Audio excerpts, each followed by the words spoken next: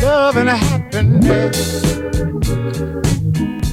Sophie and I are here at the Green Mountain Girls Farm for our first artist in residency, also their first artist in residency. Overall, I feel like there's just felt like a nice synchronicity, that the farm has something to offer these guys, and we're just thrilled to host. The reciprocity between the artists and the farm really seemed to be kind of mutually enhancing, reinforcing. We get energized, and we believe that nutrient-dense food is really important for art. Right in front of us is the all-star edition of the Barking Puppy, so a conglomeration of all the newspapers we've made throughout the past 7 years now. Yeah. And this week, 7 years ago, was the Barking Puppy was born. Wait a minute. I have clear memories about the first Barking Puppy. Sophie and I had moved to Vermont, and I had a new job. I didn't have much time off yet, and Sophie had a week off from school. Lori came from Boston to take care of Sophie that week while I was in the clinic. I came home from work and see on our big farm table, Lori and Sophie hard at work at a new project, a newspaper, for and by dogs. The last day of that week, it was finished, and I brought it into work. And this is one of the funnest memories I have about the Barking Puppy.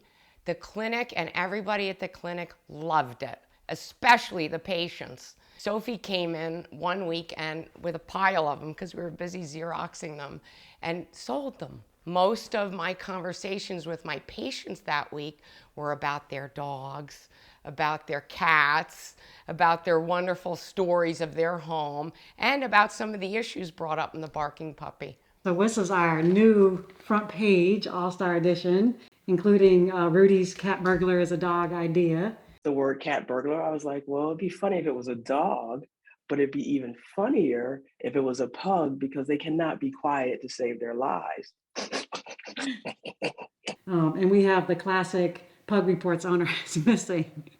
And Sophie, when she was 10, not only loved this story, Olivia, reported missing, was found by the rescue party in the bathroom. but was itching in Barking Puppy 2 for the follow-up, which we've included in the All-Star Edition, which was when the owner was found in the bathroom. Papaya the pug is overjoyed and concludes to never let her owner off leash and unattended in the park again. We also have, you'll see throughout the All-Star Edition, some lovely focus on comedy because Juno and Sophie are funny. And so is Rudy, who's doing comedy in the book. Both you and Sophie, in the book and in real life, used humor to address complex issues of race.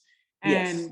so I'm curious, like, if you can talk a little bit about your own style and how you came to it. I mean, humor is for, I say we consider ourselves great Americans because marginalized people that can use humor, one, we keep their stress away from us, but also it keeps us from wreaking havoc on them. Because under every great comic is a welterweight boxer. People don't know that. 2016 election, Hillary Clinton and St. Bernard Sanders are bringing their heated Democratic presidential race to Vermont. There's a cleverness to the canine references. They don't feel forced. Dogs Against Donald, of course, blast Trump rally with a poop in, send supporters running for their lives. Borders Against Borders for the protest of anti-immigrant actions at the border.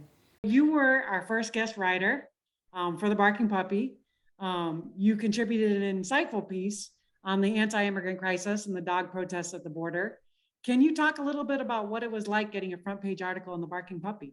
You know, I've worked for a bunch of newspapers, but when I picked up the pencil to write for the Barking Puppy, everything felt different. It just felt bigger. It felt like there was a tail wagging just off in the distance, and I wanted it to keep wagging. Under your leadership has hired some dog reporters.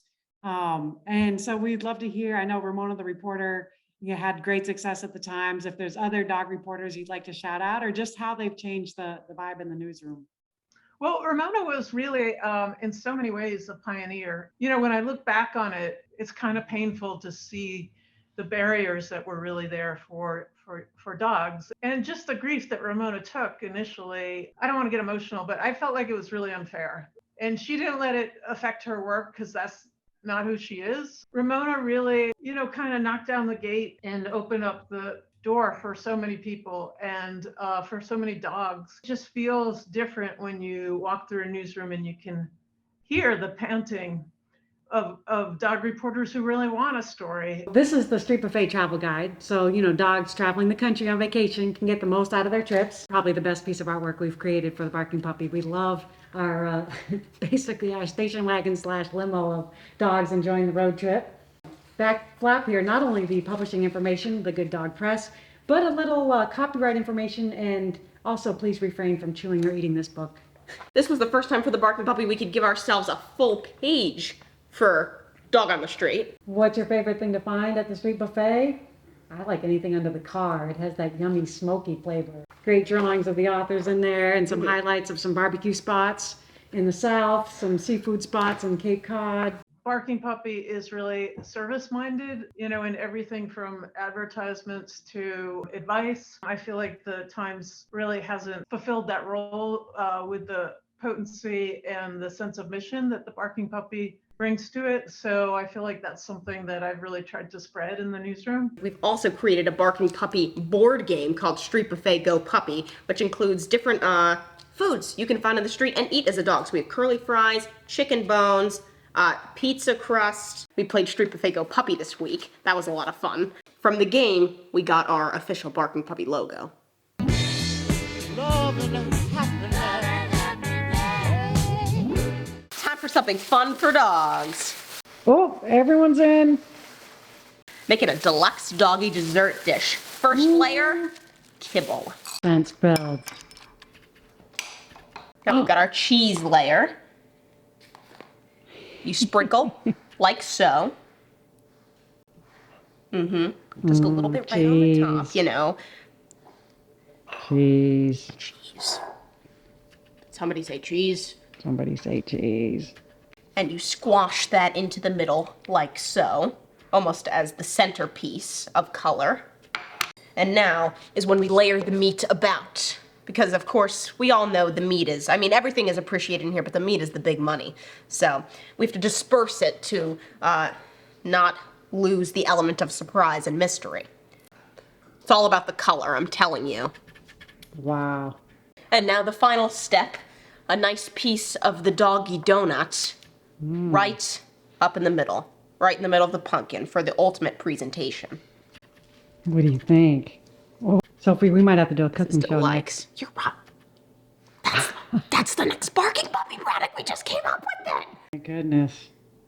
And this is a farm fresh deluxe dessert. This is a different type. Ooh. Love and happiness.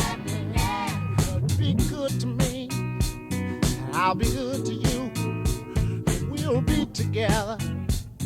Yeah. To see each other